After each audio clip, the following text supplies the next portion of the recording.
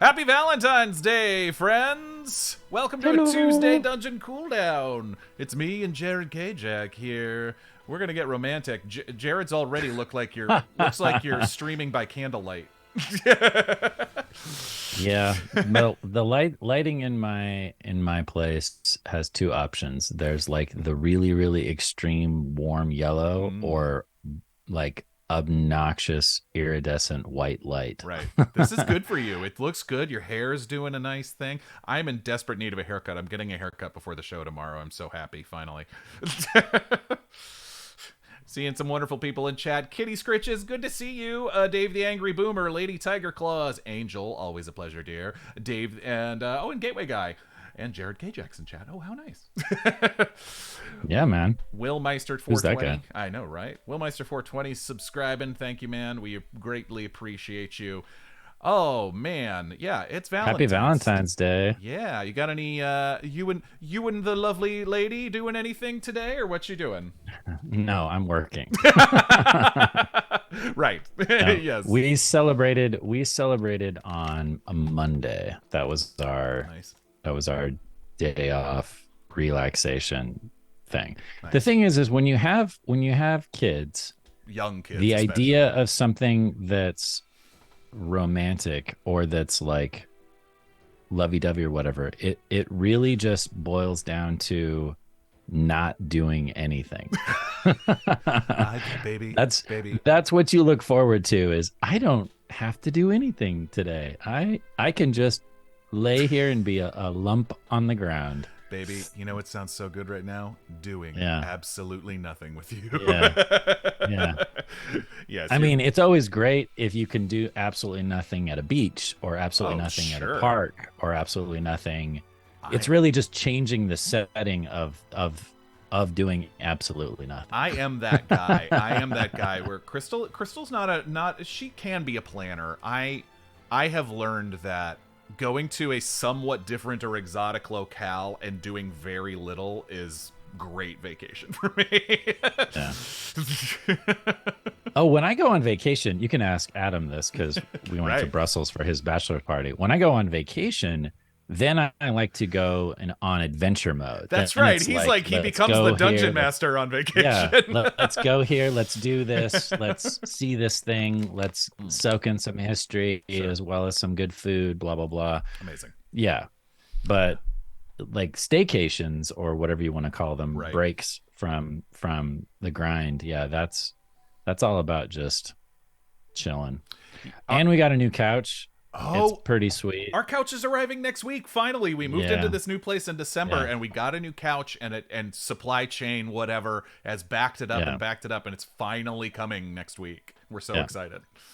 If you can't like get a house or like buy a new place, then a good new couch is like the second best thing you can do. Good new couch. Dave the Angry Boomer says the Oregon coast is awesome for doing nothing. That sounds great. We did like Mendocino or Sonoma County last year, and did like a staycation, or it wasn't a staycation because we were traveling, but we were still working. It was just like it was like a out of the office week where we were like kind of, let's get out. Yeah, a little bit, yeah. Uh-oh. What's happening? My internet dropped out. Uh-oh. I think our feed cut. I'm seeing us on Twitch. Why did our feed cut? I don't know. We might still be going. Oh, now we're back. Now we're back. Yeah, I was going to say. Okay. All right. What Man, the heck? The internet is just not our friend. Seriously, lately. Twitch has been wonky. Spectrum, what's happening? Can you... Well, Spectrum has a monopoly in this area if you want high-speed internet, and they're not handling it well. Boy, do they. Anyway, though, to Pardos, you're going across Canada on a train right now. That's amazing. Sounds like a murder mystery. Be careful. It does. Are you drinking martinis and eating cucumber sandwiches? And are you surrounded by your enemies who are plotting against you? Yeah. Keep. Is there a vixen on the train smoking a cigarette? A long cigarette, like a Katie Michaels character. Yeah. Oh my goodness. Okay, well, we have so much to get to from last episode. What? So Nothing much. happened last episode. Nothing happened last episode. Just gods having a kaiju fight. Yeah. Another impressive lore drop from you guys, from the DMs. And there's so much more. So much more. One of these days, Ron and I will just make the Legend Keeper public, and then people can just pour through it and see all of the stuff that we created that you guys never even got to, let alone the stuff that you actually touched on. I think one of the times when Jessica and I were doing a cooldown together last time, I referred to it as like an almost lawyerly thing, where it can be a lawyerly tactic. Like, I'm not allowed to not give you some information, but I'm just going to give you more information than you could ever possibly need. And so Sure. there's like a oh my god, now we just have to parse what's important and what's like, wow, this is all pretty mind-blowing. Yeah. The last couple weeks have just been chock filled with stuff. And last week, the introduction of so many amazing new characters. That was the other thing. You've got Z, the bartender. You've got, oh boy, Ollie. I'm just Ollie. You've got by the way, I can't believe I didn't realize that Ollie's named after Jessica's dog. How did that take me so long to figure that out? I was like, oh, Jessica named that character after her dog. I was like, how come Ollie isn't Kanoosk? Good point. Yeah. Yeah, man. And Balthazar with the New England Mayor Quimby voice. I mean, yeah. Incredible. I think you should vote for me. The best thing for the future, the Hanging Gardens, is to park your car on the other side of the yard. Yeah. We were debating what kind of accents we wanted to give the Luxodon, and then we also realized that the Luxodon were nomadic before they settled in this area. So anything worked. Yeah, at that point we were just like, it's a grab bag for whatever we want to do. That was like, this is a weird reference. The first Highlander movie, when they cast Christopher Lambert to play a Scottish person, but it didn't work for that. But what it did work for is like Christopher Lambert's French, but when he's doing other accents, it does sound like, where do you come from? And it was like, he's an immortal being. It should be hard to tell where he comes from. Yeah, there really shouldn't be an accent. Right. He should just be able to code switch at some point. You know what I mean? Right. Good point. If you've lived enough places and you get into an area where you're around that culture long enough, you start to kind of absorb it. At least that's what I do. Got it. But just yeah, so much to get to, and I will say the players only text thread has been very active the last couple days, because we're like, all right, what are we doing? Because, well, and we've got, I'm sorry, I'm blanking on the bard's name, who's another avatar of Aitha. Thougton, of course. Yeah. Thoton. So Thoton was Val is suspicious of Thoton. Val's suspicious of everyone. This is true. Thoton was actually one of the first NPCs in the game because he was in Jessica's session 0. Yeah, I could tell. I was like, oh, he must have been in the session 0. Yeah. Yeah. And Thoton is a Air Genasi, but the way Ron is kind of working the Pantheon is that every god, whether it's a major god or a lesser god, has an avatar as well that they can join with. Right. And so that's what Thoton is, and that's what Sansa was. Right. That was a mind-blowing bit of lore about what's happening with Sansa and how it connects. But I'm sorry, and how it's the same and how it's different. But go ahead. Yeah. Well, that's why Sansa lost all of her memories, right? Because she had Shotas, the Earth avatar, had more or less taken over her body and been in it for long enough to where it was kind of like they were starting to meld together a little bit. And that's why Sansa was having a hard time remembering who she even was. And if I'm correct me if I'm wrong, Shotas. Now there are some avatars that willingly have that willingly, and in this case it was not, but Shotas almost had to do it as a survival tactic, because if the gods don't have these avatars, they could cease to exist. I mean, they're just more vulnerable because at that point they have to assume their true form, like who they really are, which exposes that god to anything and everything, including being attacked or killed or banished or what have you. Wow. So the majority of the time, the gods will try to use their avatars rather than appear themselves. Got it. Wow. Yeah. So at the end, it was also our way of like creating that Norse and Greek mythology where the gods can and do appear, right, and affect the world. Zeus but is at always the same showing time, up as some kind of animal. Yeah. Having sex with things and creating it's like monsters. What? No. Yeah. I mean, that's half of Greek mythology, that is right half there. of Greek mythology is Zeus got on a wild one, went on a bender, and don't read the rest. Yeah. Inappropriate. Yeah. So then the idea is that these avatars are their manifestations, right, but they need people that have a certain genetic makeup to be able to assume them as an avatar. It can't just be any person. It has to be somebody that fits this genetic code. Wow. Which some of that stuff gets into a little bit of a sci-fi territory, but I think I was gonna say it's hard to come up with a fantasy term for DNA.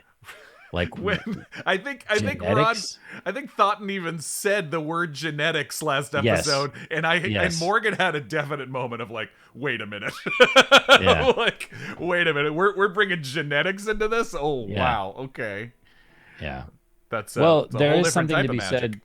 There is something to be said for the astral dwarves. Also have had technology way above and beyond anything that had been seen on the islands prior to now. So you guys are discovering the ruins of all of this astral dwarven stuff, but it's obviously way more technologically advanced than anything that even Val or Cristobal have seen on the South Island. The realization that the Hanging Gardens is basically Horizon Zero Dawn, where it's modern skyscrapers fully ruined and grown over and retaken by the land, was still have only barely started to wrap our heads around the implications of that. That's got to be mind-blowing. Yeah, and the fact that they had aqueducts and a sewer system and all of that stuff. Yeah. That's one of the biggest things that's kind of where the party's like, whoa. And hearing, the astral dwarves really feel like they're a big part of this puzzle, big piece of this puzzle. And we, after Brudevik that we from episode like 5, right, with Jason Charles Miller, after Brudevik, where we discovered so much there, I think Val has had his mind on astral dwarves because they seem to have this technology that hopefully can get him home or help him do whatever they're doing. So Val has kind of had his eye out for that stuff. But now in hearing what he heard from his dragon buddy, his two-headed dragon buddies, Right. That's the astral dragon. Right. Well, okay, and that's a massive revelation for me. Maybe the audience knew this, and maybe we didn't. Well, the audience knew of the astral dragon. Yes. And they had heard the astral dragon, or at least witnessed the astral dragon, and it's even in some of the intro stuff that we do. And it's even been kind of mixed in here and there, like when you were in Brudevik and you saw the different constellations, there was a constellation of a dragon. That's right. Yeah. Forgot about that. So we've mixed it in quite a bit, but that was the first time that the astral dragon actually spoke to one of you. And I've been sitting on that tier 5 Cosmos card since the beginning of the game, going, this is Val. This is Val. For those of you out there watching and listening, Morgan at one point was even like, am I ever going to get a secret room? And I was like, yes, it's on this card. I'm just waiting for this card. It's it is crazy because I said to Carrie, and she's like, so how much do you want to say about what happened in your secret room? And I was like, look, no spoilers. It changed everything for Val. But also, so the revelation that it had for me was we were sort of always waiting for this, like the forces of nature and Hunolo and Hunre and Thascia had always been there and present, and you could kind of point to them and go, well, okay, that's the power of nature that we're dealing with. And so we were constantly like, what's this power of cosmos? Is that where the evil's coming from? Because also sure. We had that vision back with Olivar and the Ramhidi, where in that vision it looked like Thascia, and now that we've learned this very hard to name cosmic dragon, we're arguing. And so and that was a really beautiful little red herring, I think, by you and Ron, because of course we're like, they hate each other. That's the good and evil side. And so we were just assuming that, because that's all the information we had to go on that. And so realizing there've been a lot of red herrings to the point to where I love it. Ron and I have had to pull back on the red herrings because sure. we feel like we're assaulting you with fish at and this it's point. All lies. Yeah. So many fish. And so it was really amazing because it was like, wait a minute. And I, as Val, got to tell the party, yes, what's happening with the red sun is bad, but it's not all bad. And what's going on with the power of cosmos, that dragon, it's not evil. Because at least I hope not, because I'm here as its representative. Yeah. And blood of my blood. That's what you are. Yeah, that Congress of Gods that we saw back in, I should go back. I haven't rewatched that vision in a minute. What was that? Episode 7, I think. It was right before it was right before all the wasps showed up and started and took Olivar's soul, and everything went terrible. So I feel like I think that was the end of episode 7 into episode 8, because episode 8 was us chasing the wasps into the forest. So I got to go back and watch that, because I think there's probably some more hints in there that I'm missing still. So Kitty Scritches has a question in chat. Hit it. How did Jared and Ron coordinate that conversation? I think you mean my secret room where the two of you were talking together. Yeah, please. Yeah, Ron and I, because we spend a lot of time together now outside of the show, have created a completely different relationship than what we had in season 1. Now we're co-DMing, and we're trying to read each other's minds half the time. So we always had planned on there being a two-headed monster, or in this case, a two-headed god or a two-headed dragon. Love it. That either spoke in unison or took turns speaking, or shared at least part of the same mind.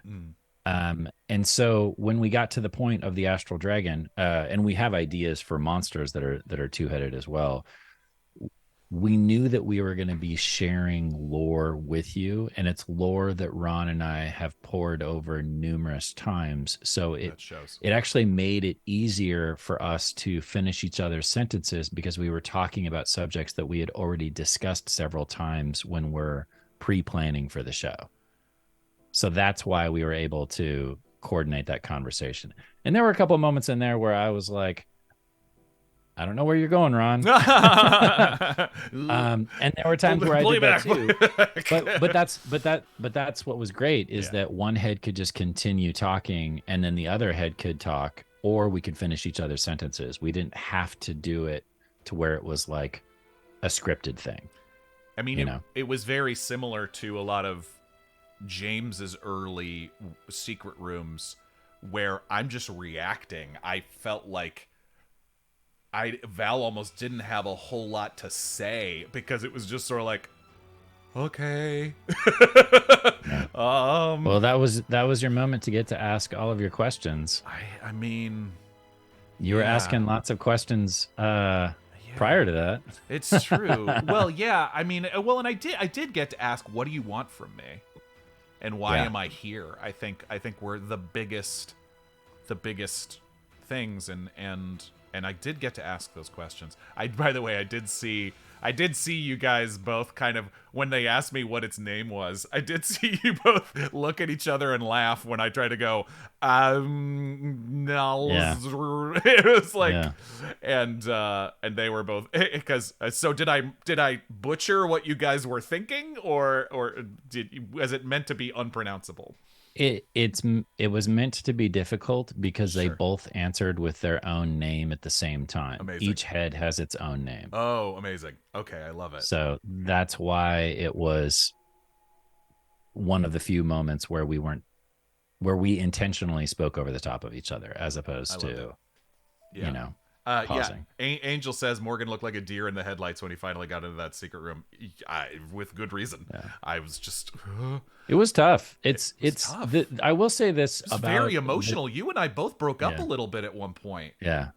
I'm sorry. Well, yeah, because my whole idea for Val, at least what I got from his session 0, is that he is trying to, make the choices to be the son and the brother to his family that he really wasn't prior to that, kind of to make up for some of that. And I don't think that it's all just guilt. I don't think he feels a ton of guilt about any of that, and I don't think that he's struggling for any other reason other than just pride, because it takes a lot to admit when you've made a mistake, and it takes a lot to be able to rectify that. And the reason why we came up with the whole astral dragon idea is A, it fits into the lore, but B, it gives Val that opportunity to hopefully one day return home and prove himself to his family and to everyone in the Tri-City area. You mean, at least that's what our goal was, long-term goal. You mean like New York, New Jersey, and Pennsylvania? No, I'm kidding. Yeah, exactly. That's Richland, the South Kennewick, and Pasco. Tri-City area. But that's really well said. Thank you. I think you're absolutely right. He's not as guilty. He's got some guilt. There's guilt there. Val is very well aware that he screwed up. He is defensive, and knows that he was put in bad positions sometimes, but he also knows that some of those mess ups were fully on him. And I think a lot of story for Val is about how our past wounds and hurts, it's really hard to let them go, even when letting them go is what you need to move forward and to create new relationships or better relationships. And that's really, honestly, that's probably the clearest I've said it. And it's really kind of come clear with Val is his gut instinct for so long has been to attack. He's a fighter. He's to defend, and I think turning that over towards to protect and to open up is kind of a major part of his journey. And that's been really hard because he is suspicious or he is defensive because he's seen. I mean, Balthazar is a perfect example. When Thotten was telling us about how Balthazar has done to the Hanging Gardens, like turning it kind of into this very kind of almost prohibition era, like capitalistic, corrupt business. I love it. Morgan is like thrilled. This is very cool. But Val is like nodding, going, I've seen some of this, before. It feels very where Val would least expect it. Feels very kind of part of Val's world in ways that he wouldn't expect, as I said. That's all super cool and tied together. I mean, I've already seen some of the chinks of his armor and how his character, how Val has grown, because I don't think in a million years Val would have signed a contract with Failshin even for a magical obsidian axe But you can tell that he is becoming or has already become connected to the rest of the party. You guys have been through a lot, so it makes sense that he would start to open up and bond and get protective, but also be willing to take some risks for the rest of the party. Absolutely. And yeah, I think, and that's where a little bit of the guilt of Val starts to come in. There's a little bit of the kind of, if I can help her do this, maybe I'll feel better about myself, Sure. But and that was just kind of the coincidence, honestly, of Saint and Val's backstories about their siblings kind of tying in together. And that was, kind of accidental, but it really it started to connect him to Saint in that way a lot. I mean, Val sees, I said to Jess the other day, I was like, Val really likes how Saint makes him feel about himself. Which is, that's the friends who lift you up or anything like that, and kind of show you a better version of yourself than you think exists, are those people can change you for sure. Yeah. One of the things that Jess has done with Saint that I've really enjoyed, that she did not do with Fahima but has done with Saint, is that she's been very optimistic when it comes to other people. Like you just said, lift other people up, and I have seen that since session 1. She's been benefit of the doubt champion all over the place. Yep, absolutely. Yeah, right. She's been the champion of the other heroes. You can do this. I believe in you. Well, you're smart. You're strong. She doubts herself, but she definitely doesn't doubt what other people are capable of. And we've had to do that for her in return a couple times as well, which is really lovely. That balance. Yeah. I actually thought that Val and Cristobal were going to hit it off because you were both the only South Islanders, but there's been some weird, like, juju between the two of you, and I don't know if it's because you are from the same island and therefore you kind of, it's like you're the city boys. Right. Everyone else is from the country and you're the two city boys, but you're from like Boston and New York, so you kind of don't necessarily like each other either. I was gonna say, that's a good point. I'm not ruling that out. Yeah, that's actually a very good point. I'm not ruling that out, that we'll be able to reach it. I think probably, if anything, Cristobal is it's just bad luck on Cristobal's part, because Val looks at that world with a sneer, with no particular warmth, because of what it did to him and what he's seen it do to other people. And so, kind of seeing this, it's easier to get behind Otto or get behind Saint or get behind Coco because there's such a different background. Whereas with Cristobal, it's more kind of like, all right, you're from there. Are you cool though? And as I've said multiple times, I mean, I feel like Cristobal has been very hard to put a pin in, or, to kind of go like. Well, he's also changed dramatically. We've talked about that before. He's changed so much. Yeah. Yeah, it's so true. Well, okay, and I want to say this because we've got to get to some of the romantic side of things, because it is Valentine's Day. But there is one more thing that I wanted to talk about, which is the revelation, massive revelation for us, that to those who saw at least Saint whisked away at the start of the story, it appeared as if she was dead. Right. That's big. Yeah. That was big to Val, and we're still, I think, going to talk about it when we come back next episode, because Val was right next to his ex-fiancée when he, was pulled out. He thought, oh God, like, he thought, as we've talked about, hey, Orbiter Pluto, how are you? He talked about, like, there was even some worry that oh my goodness, that she was going to be there with us, but it was like, no, I don't think so. But God, was she caught up in that? Oh God, if it killed Saint, did it appear to kill Val? Were we reborn? Stuff like that. It's like, yikes.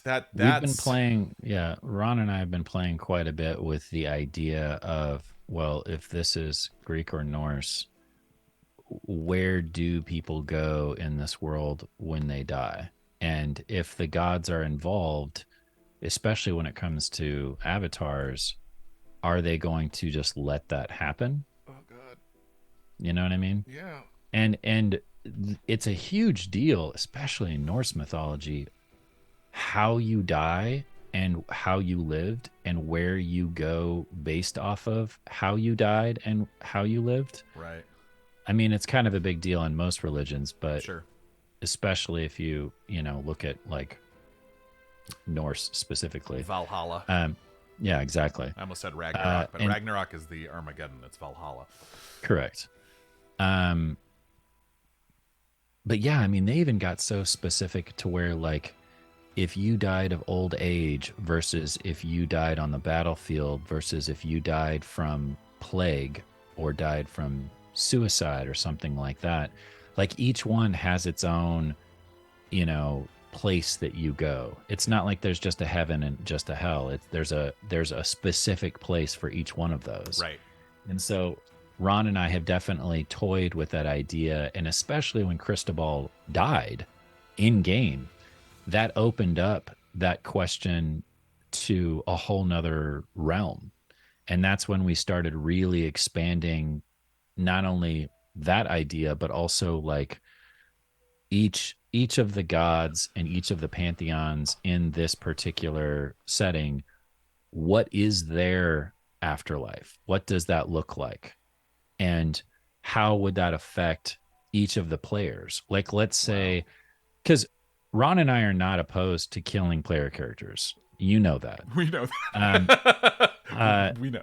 We don't like try to do Of it, course. but sometimes Yes. it just happens. It's just the roll of the dice or a sticky situation, or you get that nat 1 on a save that you should have made or something like that. But when you die in this world, I think it's more interesting storytelling if that's not necessarily the end of your character. Yeah. Like, where does your character go and how would that affect the story? And can your character come back? And if they come back, are they going to be changed? Are they going to be the same? Are they going to be affected by where they were and the gods themselves? Wow. So part of the reason why the Pantheon hasn't necessarily expanded in the number of gods, it's expanded the number of realms. But that fits in so well with the cosmic theme. Right. Because if you think, when I think of cosmic things, I think other worlds, other planets, space, sure, traveling through time. But if we could turn those other places, those worlds and moons and what have you, into just realms, then it becomes very, for lack of a better term, Forgotten Realmsy, which is a lot of our influence for D&D as a whole, but also this specifically when you get to meet, people like Mr. Greenwood. You can't help but let that affect your setting. Right. And it just clicked. It just clicked and it made sense. And that was stuff that we had briefly talked about before we started the show. But as soon as we got to the moment of Cristobal's death, it really started to expand. Well, and Ron has written so much on the Pantheon. You have no idea. No idea. I was like, Ron, let's just make a handful of gods. We don't need a full Pantheon. And he's like, okay, got it. And he was like, but what if these gods I've been up since 4 split apart into like 5 other gods? And I'm like, oh my God. And what if those gods can inhabit other people? And those people are kind of like demigods. So they would have their own followers as well. And I'm like, Ron, you're killing me here, man. You're killing me. It shows. It really shows that we are just scratching the surface in a lot of ways. And as you said, some of it's flavor or stuff we'll never, fully get to, and I'm sure that'll frustrate you guys even a little bit. But also, it's just sort of like some of it is just kind of like trying to parse out what we have to do to survive and what we have to do to accomplish our quest, right? Right. Well, that's my job. My job is to take all of that and try to distill it down to just your individual stories. That's amazing. But the thing that Ron keeps saying, and I agree with him because it's come in handy several times, is it's good for us as dungeon masters to know these things. Sure. Like if you were to ask especially when we're improvising all over the place. Yeah. Right. Yeah. Right. If you were to ask a question of a random NPC who happens to be a cleric, we need to know if he's a cleric of a specific god. We need to know that whole pantheon and, you know, the history of it. And we need to know the general ins and outs, you know. Yeah. Or if you meet someone like the Astral Dragon and you get a moment alone with them and you get to ask them any question that you want, we don't know what question you're going to ask. No. So we have to know the not the whole history, but the majority of the history of the Astral Dragon. Why is the Astral Dragon there? Why is it directly connected to these islands? Why is it debating with Thassia? Right. Like why is there tension there? You know, the image of that sort of Congress of Gods now that we saw in that vision is such an interesting idea. It's basically like, I sort of loved the idea of like, so the gods got together and, you know, everybody got to kind of throw in somebody who were like, all right, we need to stop something bad. You know, Aitha's like, I got this girl named Saint. She's gonna be great. Yeah. You know, like something like, and I kind of love that. I really do. That sort of picking of, you know, this sort of random 5 or 6 people. Yeah. I think it's and beautiful. Bahatha became a huge deal too because we had a druid and a ranger, and so we were like, well, we need a nature god, we need an animal god, and then that you know grew because you guys are on the North Island, so there's, you know, it's nature galore. It's every kind of beautiful fantasy nature setting you can come up with. That's why we started you guys in the Arctic, and you're working your way down into all these different terrains. That's why I think I even asked the question last episode where I sort of like, all right, yeah, I think we've all been selected by a god as their avatar, as we've said, and kind of but then I think we all sort of turned to Coco and we were like, wait a minute, but who's your god? Is it Queen Mab? Is Queen Mab?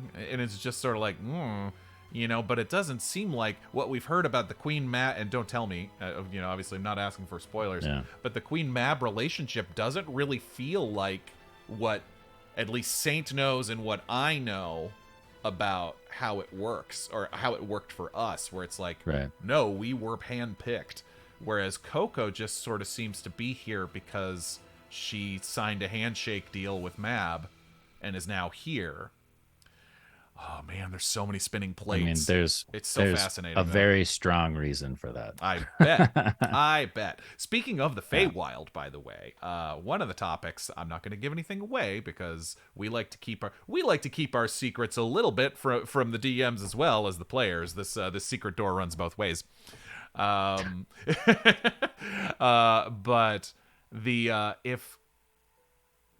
so we know that Balthazar and Faelshin have had some dealings because Faelshin sent us through that circle in Balthazar's shack. And no, I haven't Dungeon Speedrun asked, has everyone gone back and watched that session 0 now that it's unlocked? That's right, I forgot. Thank you for reminding me, as we've been told now that it was Coco's, right? Yeah. Yeah, that we are good to watch Coco's now if we want. Okay, that's good. I should. So we know some things about Faelshin. We know Balthazar, and if memory serves, Faelshin said his contact in the Hanging Gardens was someone pretty recent. And so I'm just kind of keeping an eye out for what feels like what did Faelshin give Balthazar? And maybe we don't know fully what Balthazar gave Faelshin. It feels like it certainly would be to Faelshin's benefit to have a teleportation circle in the Hanging Gardens. Maybe that's it, or maybe there's more there. Well, Faelshin gets around. Does he have to walk Mammut through a teleportation circle? That would be hilarious.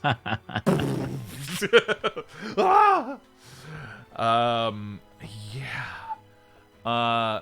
And so big revelations were happening last episode. Some of them almost got buried because it was like, wait a minute, we looked dead, or maybe we died before we were brought here. Oh no. 2, we finally realized, or we finally found out how much time has passed, which memory serves was 3 to 4 weeks. Was that what you guys said? It was around for that Saint. Much. Oh, for Saint. Yeah. Oh no. Never even thought that it could be variables. Okay, only 3 to 4 weeks have passed for Saint. Oh boy, I didn't even think about that. I was just assuming it was uniform. Oh God! Come on! Look at Ron and I. Oh, do God. we keep anything simple? Why? Why? No, we don't keep anything simple. All right, so actually, this brings. Oh God, jeez. I keep having more thoughts. Too many thoughts. Well, keep that thought for a second, because yes. we got to answer this question. Great, Tapartos asked Morgan, we finally got a timeline on how long it's been since you were taken away.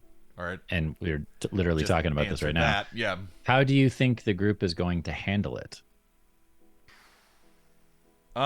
Depends, right? So for Val,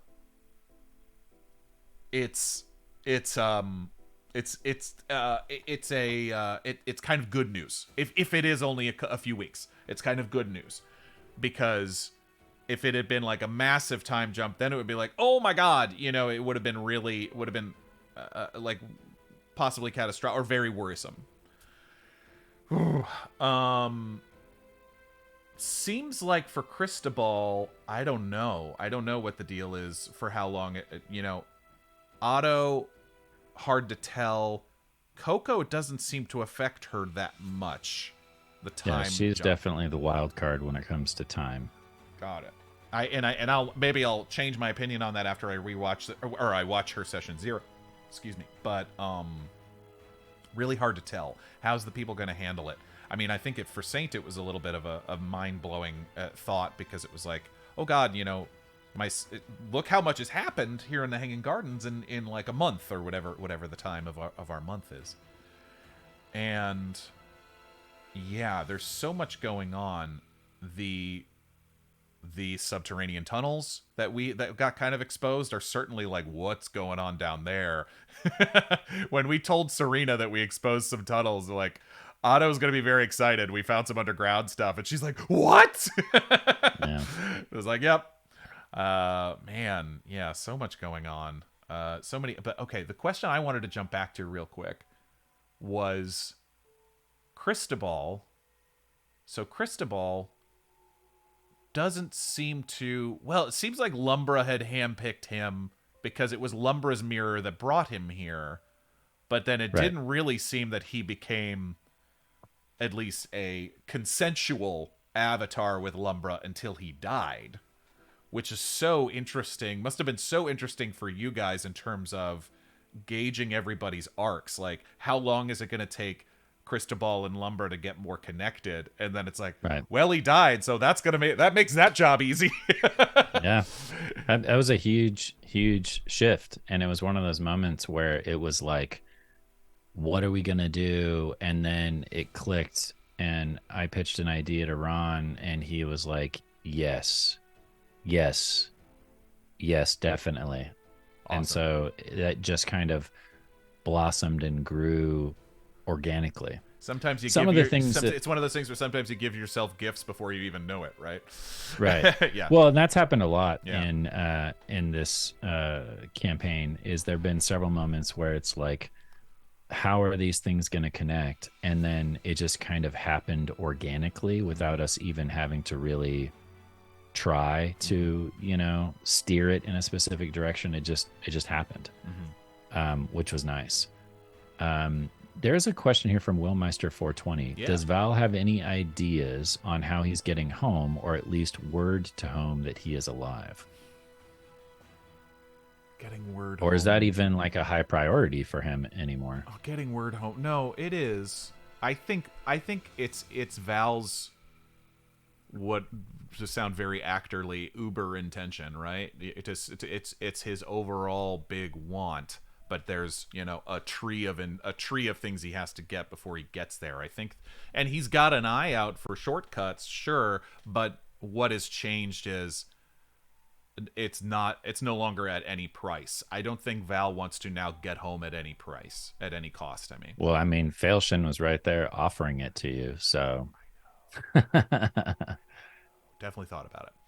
yeah. Definitely thought about it. If, by the way, I think I even said this to you, the first time we ran into Failshin, and he had told us, the first time we ran into Failshin, and he told us, you know, I'm going back to the Ursaka camp.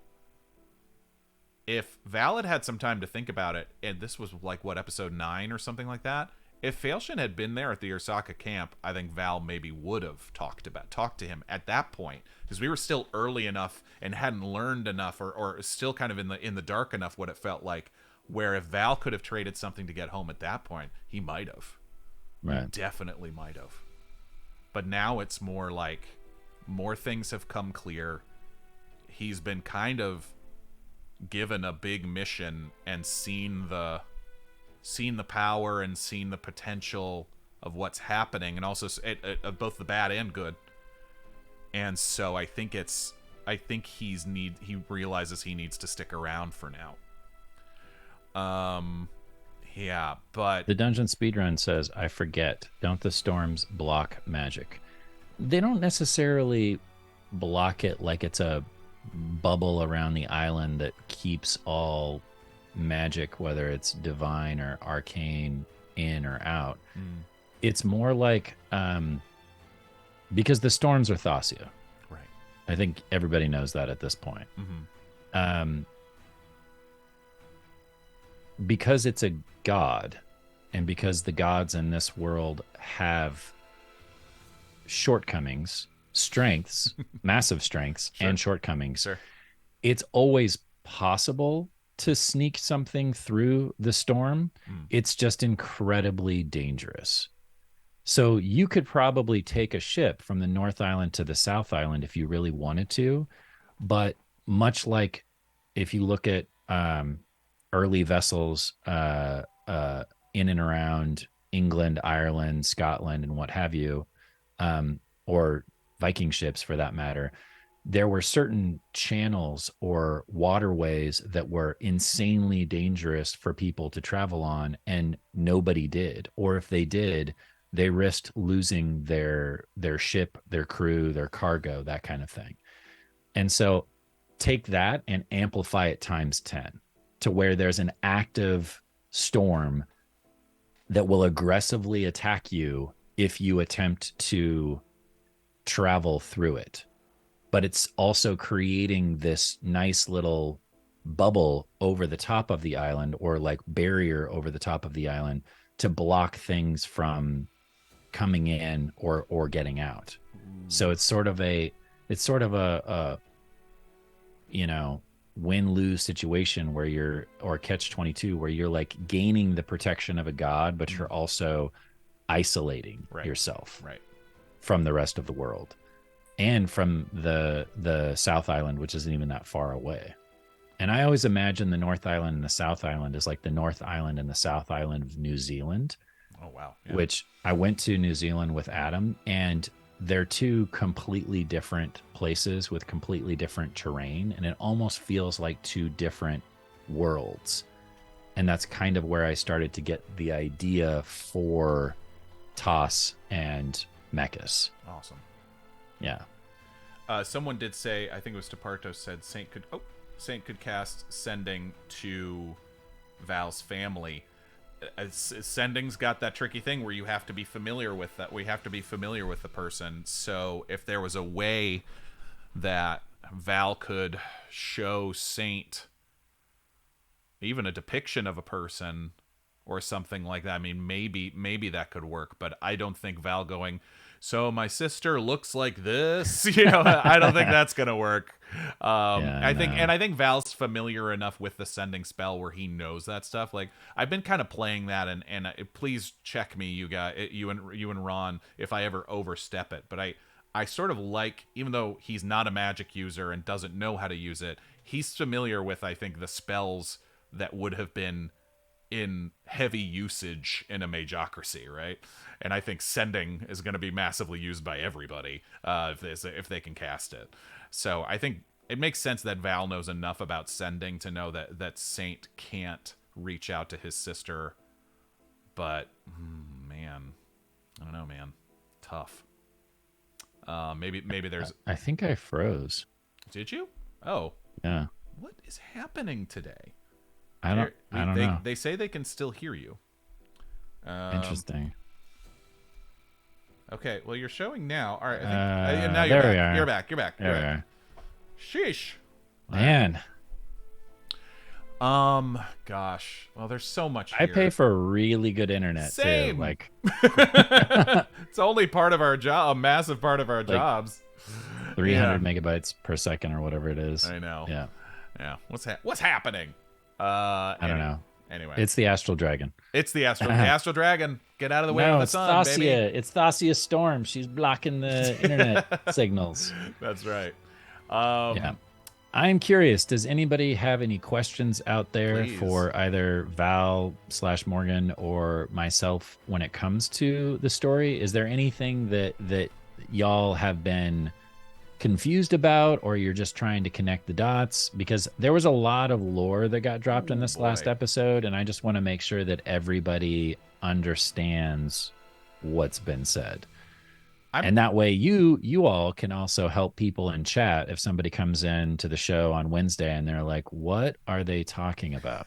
I'm sure there are still pieces that, we only have just kind of like, I'm not sure if I totally like the possession angle of like why Thotten is different than Sansa. Do I get every piece of that? No, of course not. But I think I understand it, at least understand what the problem is. Okay, so here's a great question. Great. Cards speak. Yes. So do all the Stormborn have a god that they represent? And if so, who's Otto's god? So I don't want to give away too much because Ron will kill me. But I will say this. There is a powerful being attached to every player character. Yes. Now, whether you want to call them gods or just powerful beings or something else, there's at least one super powerful figure that is attached to every character.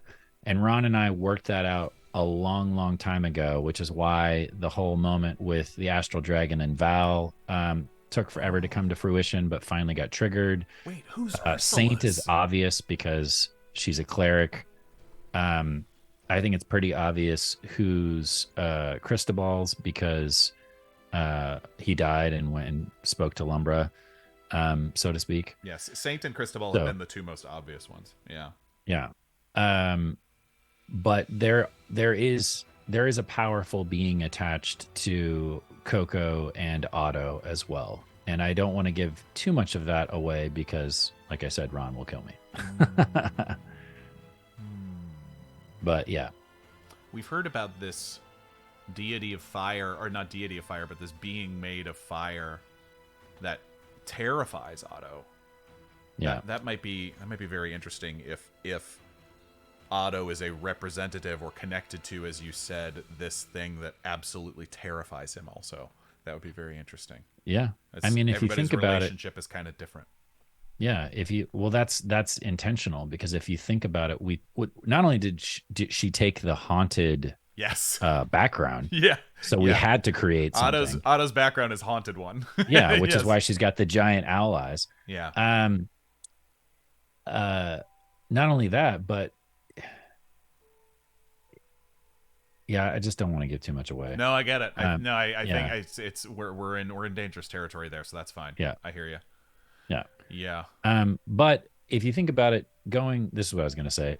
As far as talking about going back to Greek and Norse mythology, the relationships that people had with the gods back then, and if you want to look in fantasy storytelling or folklore even nowadays as well, the relationship that they had with the gods was just as much a relationship of fear as it was respect.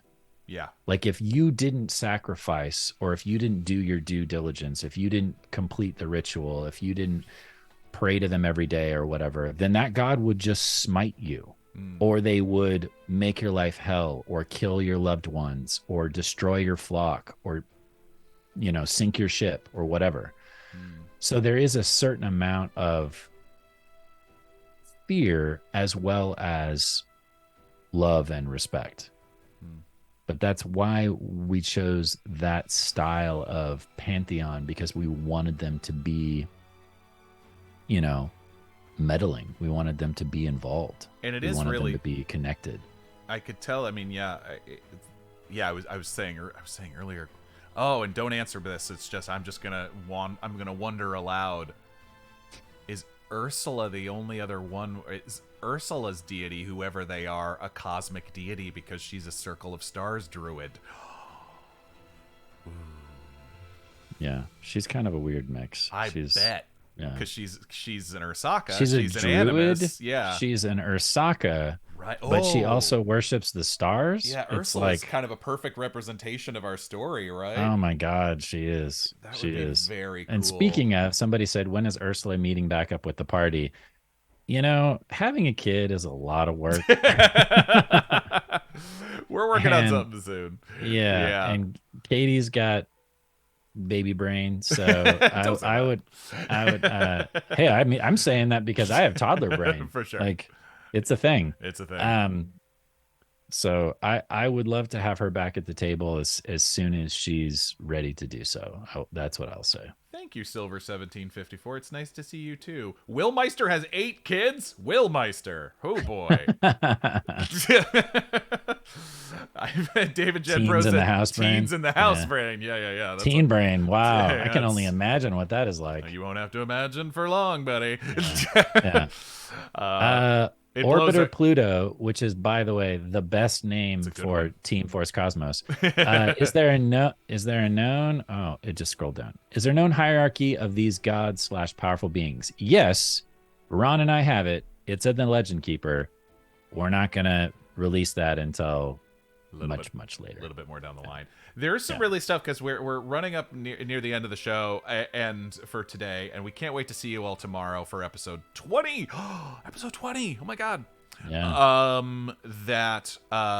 We've got some cool stuff coming. We've teased this before, but we have some cool, in addition to more episodes of Stormborn, we have some additional content coming, and we wanted to kind of put it out there as well. And feel free to let us know in the Discord, because we're sort of looking at different types of schedule. Like if we're keeping our Wednesday night running or something like that, what would people like to see? Like what time of day or what day of the week works for people? Because I know some of you are in the UK, some of you are in Australia, I know some people are in Europe, but just, we're definitely going to be throwing it out there on the Patreon and Discord of like, hey, what are good times for people?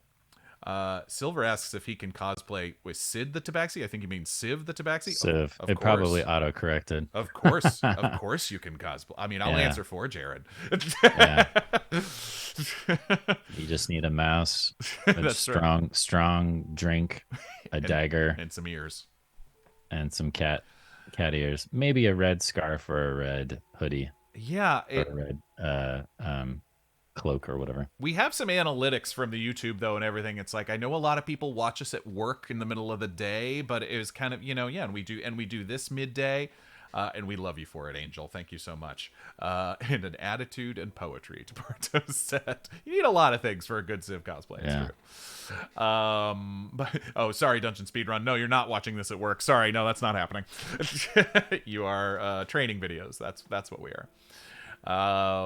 But yeah, no, feel free to share in the Discord or on the Patreon, in terms of like, because it's kind of, we're looking at a lot of things, and we try to always, take you all into account as we put some things together when might be fun, but we have some really fun announcements coming real soon, folks. This has been our Valentine's Day cooldown. I feel like I just want to keep picking your brain, Jared, but I feel like I'm going to force you to spoil things if I keep going. So I should probably stop. I will say this. For those of you that might have not got to watch the last 10 minutes of the last show. We had some connectivity issues at the end of the last show. Watch it. So if you can, before Wednesday, at least watch the last 10 or 15 minutes of the show, because Ron, as Thought and Rumble missed, just blurted out so much lore in such a short amount of time. Wow. Even I at one point was just sitting there going, oh, we're telling him that. We're telling him that now too. Okay. When even you're making your co-DM's head spin, we ended the show last week, and the players all looked at each other and were like, whoa. That was so much. Yeah. Wow. Silver says, I'm in Norway and haven't been able to watch as much as I like, and I have a brown rat. I have 2 pet rats. One is called Civ. The other's named Uggo. Oh, nice. Silver, get on the Discord and show us your rats, Civ and Uggo, please. I want to see photos. Show me rat pics. Norwegian rats. Norwegian rats. I love it. Dungeon Speedrun says, just finished the rewatch, and yeah. Yeah, I'm sure if, I don't know who Sean had the camera on, hopefully Ron, but if there was a moment where it's a 2-shot of me and Ron, just watch my face while he's dropping all that lore, because I'm sure there's a moment of me going, what? You bringing up a checklist and going, okay. Yeah. Got it. Oh boy. All right. That's hilarious. We went from like low gear at the very beginning with the first 5 episodes going to Brudevik, and now we're like just flying down the Autobahn.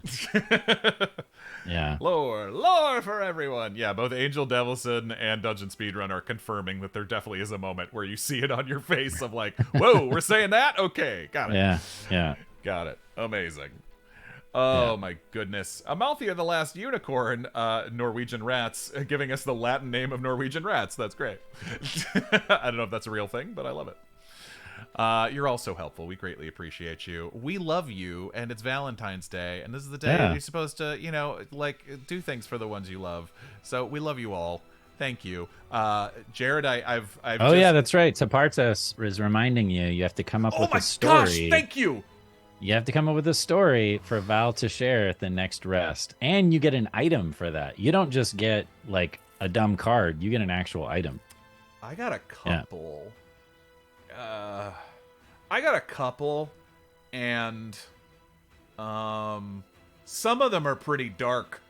so we'll see. Maybe I don't know. We'll see. Maybe we'll see. We'll see. You could tell the story about the one time your father took you fishing. That would be really sad.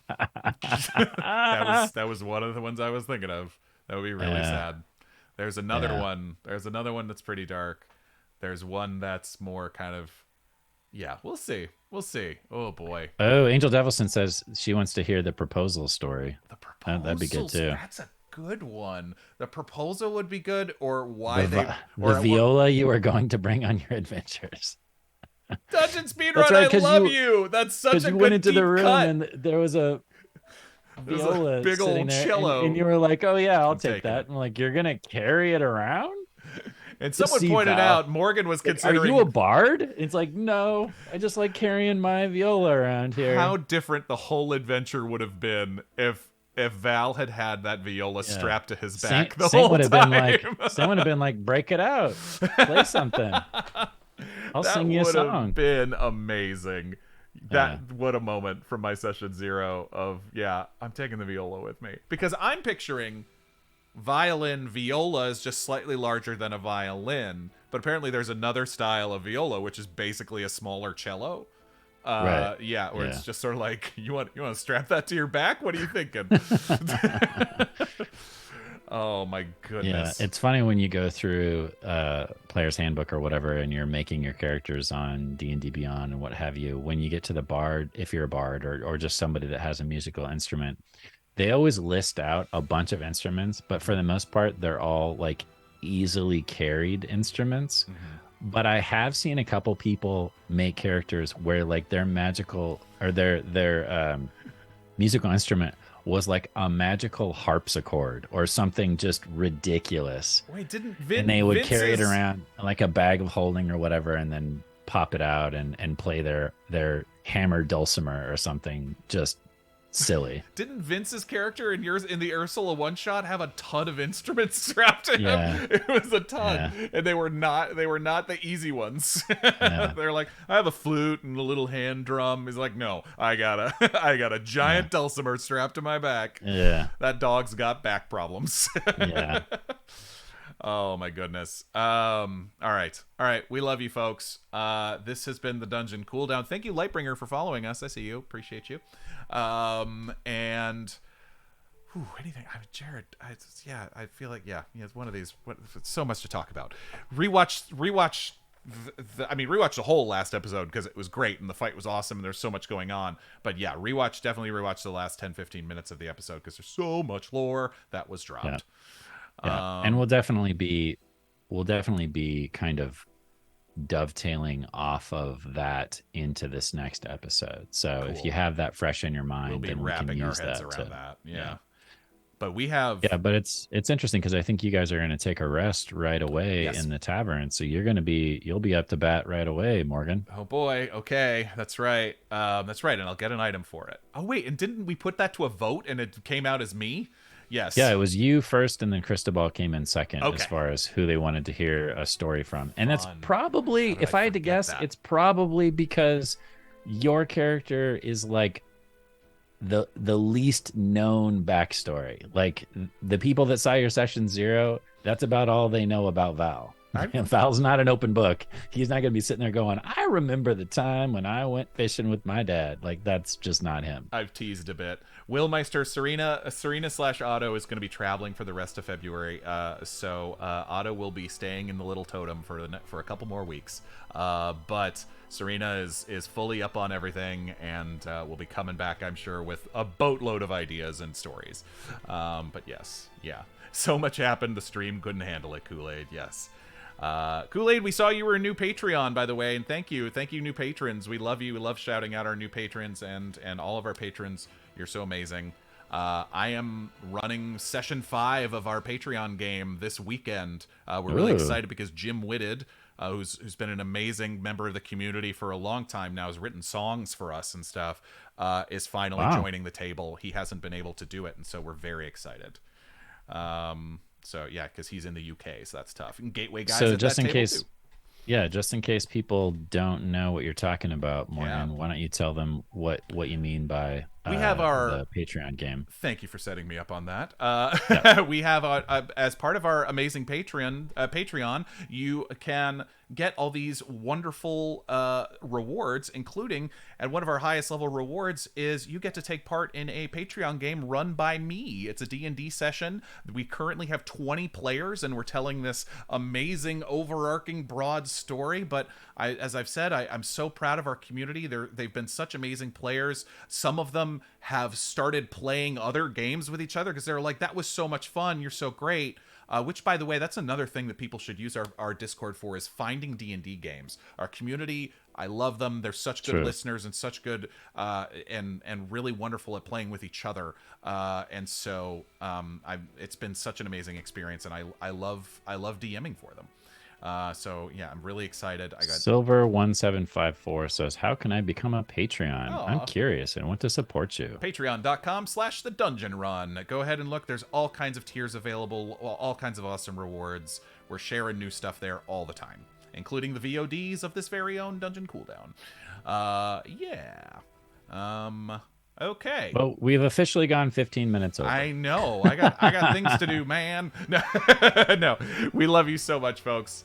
Have a romantic day. I ran, and Costco sells chocolate-covered strawberries on Valentine's Day. I ran and got some for Crystal and I. So yeah. Yay. Okay. Wonderful, folks. Have a wonderful rest of your day. We will see you tomorrow night for episode 20. But yeah, it's gonna be a fun one. It's got a lot to unpack, that's for sure. And we will see you soon. Thank you, Angel Devilson. Thank you, Kitty Scritches. And all right, man. Humankind. Be both. Be both. Bye. Mwah.